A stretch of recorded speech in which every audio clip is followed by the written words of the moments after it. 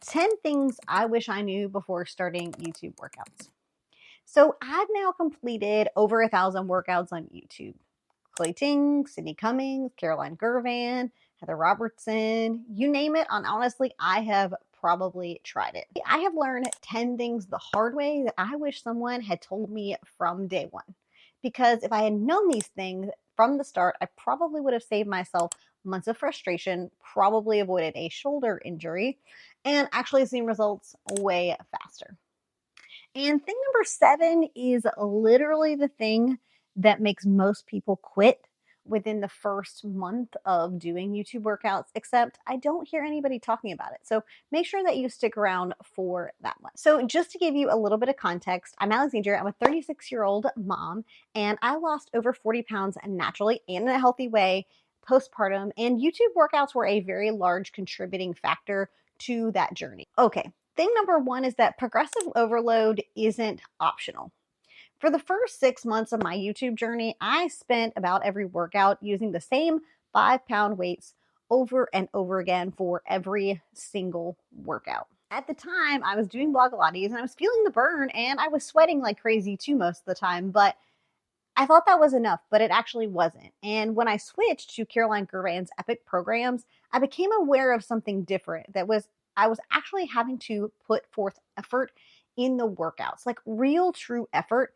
And in those workouts, it really seemed like I wasn't challenging my body before, but now I finally was. And I kept hearing Caroline say, make sure you're challenging yourself and you versus you. And so I started to add more weight. So I started with 5s and 8s. And for the most part, I stayed with that for a little while. But then within 3 months, I had jumped from 5s and 8s to 8s and 10s. And then I continued to progress in weights and sets as I would go. And that is finally when I started to see some muscle definition. Not from just doing the light weights reps continuously, but from actually progressively challenging my muscles with heavier loads. Your muscles need a reason to grow and to change. And if you're always doing the same weights and the same reps, then they never adapt and then nothing happens. So here's what I do now instead. I write down the weights that I use in my type. And every few weeks, I try to make sure that I'm challenging myself either in weight or in rep. And that keeps my muscles in a progressive state of overload. It doesn't sound sexy, I know. And it's not a quick hack either, but it's what actually works. Progressive overload is the difference between you spinning your wheels and actually transforming your body in a sustainable and healthy way. Thing 2, rest days are actually when you get stronger.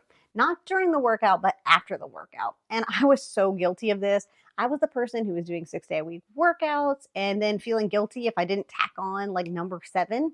And I would work out even when my body was screaming at me like, girl, stop, don't do the workout, I'm tired. And I would ignore it. And I was exhausted. I was constantly sore, I wasn't sleeping well, and ironically, I wasn't seeing the results that I wanted to see. Then I learned about muscle recovery. When you work out, you're literally creating tiny tears in your muscle fibers, and when they repair, they get stronger, but you do that during rest, not during the workout itself. So now I do workouts 4 to 5 days per week, and then I take 2 to 3 rest days or active recovery of some kind, like walking or stretching. But honestly, being the parent of a small child very much feels like active recovery. Anyone else? But truthfully, my results are 10 times better, and I'm stronger and I have more energy, and I'm not always constantly tired now. So if you're working out like 6 and 7 days per week and you're wondering why you're not seeing results, that may be part of it. You may not be recovering in an effective or efficient way. Your body needs time to recover and to rebuild.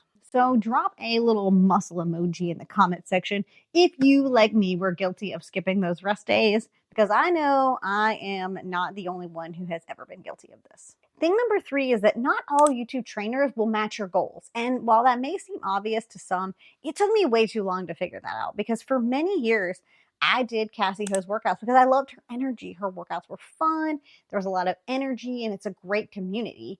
But after doing many of her workouts and challenges, I realized I wasn't building the strength that I wanted to be building. Her programs are very cardio heavy. Well, she doesn't really make much in the way of content these days, but and hasn't for some time. But her programs were cardio focused and ab focused, which is great if that's your goal. But my goal was to lean and tone out. And what I learned is that I needed to build muscle and get stronger in order to be able to do that. So when I switched to Caroline Girvan, that's when everything changed for me. Because here's the thing, there's no best trainer, okay? I know that some people will argue with me about that, but truthfully, there is no best trainer, only the best trainer for your specific goals. If you're somebody who's trying to build serious strength, then you're probably going to enjoy people like Caroline Girvan, Sydney Cummings, Penny Barnshaw. Gosh, the list goes on and on. There's so many quality choices in the strength training venue. But if you prefer things that are high energy, high cardio, then you might prefer, or maybe even like some Pilates. Then you might like Blogilates. You might like Chloe Ting. There are a lot of Pilates channels as well, if that's part of your goal. Or if you like joint friendly or low impact stuff, people like Heather Robertson have some great options. And there are some other YouTube trainers that also have great options that are more low impact. So before you go and commit yourself to a 4 or a 10-week program, ask yourself, what am I trying to achieve from this program? And does that trainer's style match with the goals that I'm trying to meet? Because that's going to save you so much time. And if you're loving this video, could you give it a thumbs up? It lets YouTube know it's useful or helpful, or you can also give it hype points. Thing 4 is that form matters more than always finishing the workout. I used to pride myself on never pushing pause on a Caroline video. Like, I would literally push through with everything I had, no matter what, no matter if my form was failing, no matter what. But then I hurt my shoulder and I literally had to take like 2 or 3 weeks off just to let it recover and give it time to heal, which was extremely, extremely frustrating. So here's what I learned. It is 100% okay to push pause on a video. And it's also okay to modify if something doesn't feel good for your body. You can actually completely skip an exercise if it doesn't feel right within your body. Caroline and many of the other trainers are always telling people to listen to their body and make sure that you're pushing yourself, but also to listen to what your body needs. And I really wish I had taken that advice sooner, because it would have saved me probably an injury and a lot of time. So now, if I feel my form failing, I like to pause, reset, take a breath. Sometimes I will change weights and grab a lighter pair of dumbbells, or sometimes even just body weight, until I build up the strength to complete that exercise in the correct form. Because one workout with good form beats 10 workouts with terrible form that could injure you all the way through, every single time. Thing 5, you cannot out-exercise a bad diet. And I'm sure you hear this all the time, but trust me, I have tried. So I do these intense workouts like with Caroline for 5 days a week. And then I would burn, probably like 400 or 500 calories. I don't really know. The calorie trackers for those kind of things aren't really accurate anyway. But then I'd eat huge bowls of pasta for dinner, or have like random snacks and chips, or I'd just have like a glass of wine or 2 while watching TV and wonder why the scale wasn't moving in the direction that I wanted it to. But here's the truth, 1,000 plus workouts later, and I didn't lose the 40 pounds from the workouts alone. The workouts helped me to build the muscle and they helped me to get stronger, which is amazing, but I didn't actually lose the weight from the workouts. I lost the weight when I fixed my nutrition. Until I learned about a calorie deficit and protein intake and I stopped eating my feelings every night, I wasn't actually able to lose the weight. And I'm not talking about like extreme diets or extreme cutting out of food groups. I am talking about basic nutrition fundamentals, like eating enough protein or being in a slight calorie deficit or eating mostly whole foods. I'm actually going to break down for you in a video soon how I lost 40 pounds in the next couple of weeks. So make sure you're subscribed so you don't miss that one in case you want more. But what's the lesson here? The lesson is that the workouts are for building strength and fitness, and the nutrition is for the weight loss, but you do need both. Number 6 is that equipment matters far less than you think. When I got started, I had a pair of dumbbells and a yoga mat, and I still saw results. Then I bought more dumbbells, a 10, a 10s, 15s, 20s, that was really the game changer for me building strength. And then I did eventually add some resistance bands and things like that. And now I do have a full set of dumbbells, and I continue to buy things as I grow, and my collection has grown over time. But here's the thing, I didn't need all of this stuff just to get started, but I see people in the comments all the time talking about how they need all this equipment in order to actually get started, or they need a full gym setup. But the reality is that no, you actually can start with body weight. You can start with one set of dumbbells. You can start with resistance bands that cost about $15 on Amazon. The equipment is not the barrier. Starting is actually the barrier. And you can start with what you have, even if that is just your body weight for the time being. You can always add equipment later as you get stronger and when you figure out what you need. Because oftentimes you need different things or just a few things. And if you buy a bunch of equipment first, all you've done is spend a bunch of money. Okay, thing number 7. And this is the thing that I teased at the beginning of the video, is that most people quit YouTube workouts early because they pick the wrong program first. And I see this constantly in the comment section, especially when people are like starting with like Caroline's Epic program, for example, which is literally her hardest program on YouTube, if you ask me.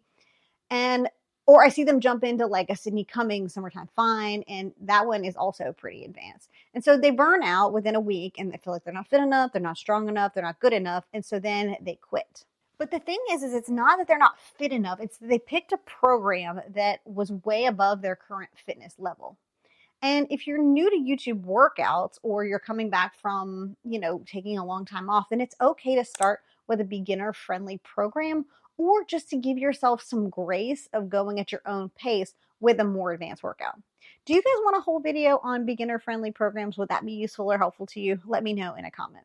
But what you need to do is build your base and build your confidence. Then you can level up with the degree of difficulty in a program.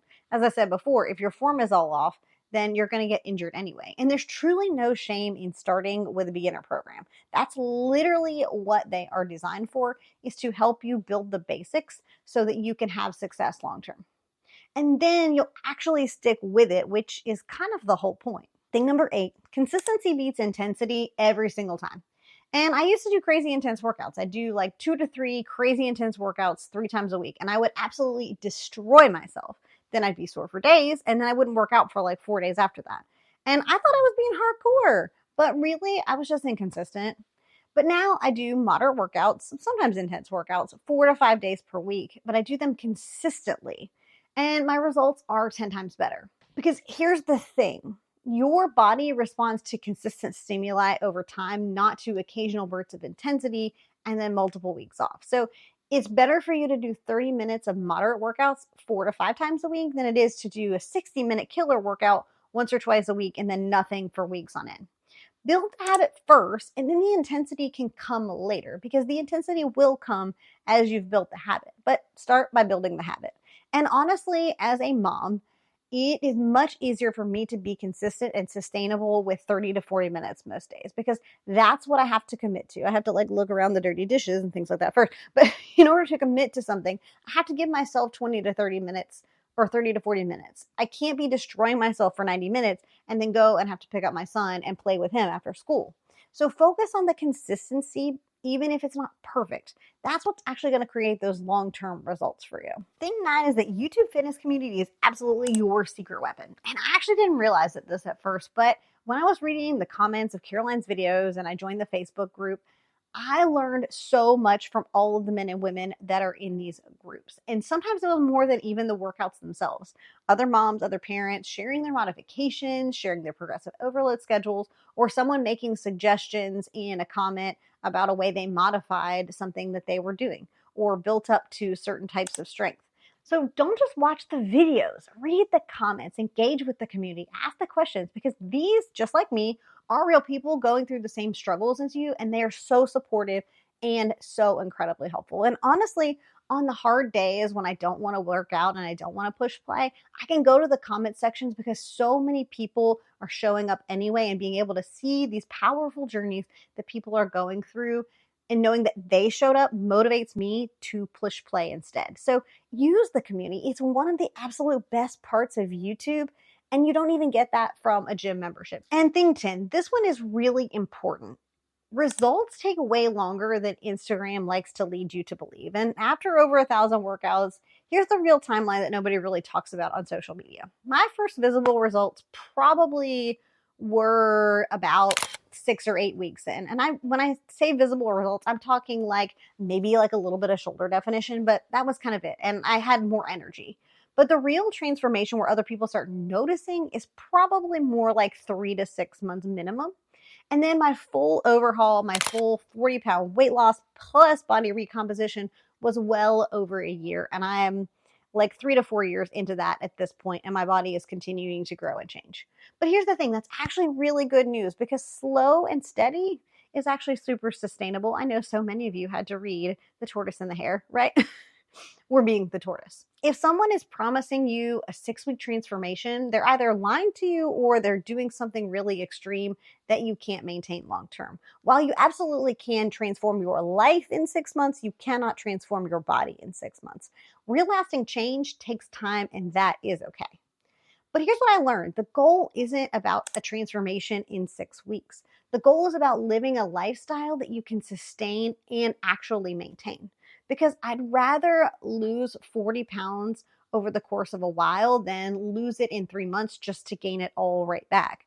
And that's because I did something unsustainable. So give yourself permission to take the time that you need and trust the process and stay consistent. I know it requires patience and that it's hard, but the results will come, but they're going to take longer than you think they will. And that's actually kind of a good thing. If you're just starting out or you've been struggling to see results, then I really hope this helped you to avoid some of the mistakes that I made. Next week on the channel, I'm breaking down for you 5 things that I stopped doing to lose 40 pounds. So make sure you're subscribed so you don't miss it. So until next time, bye friends.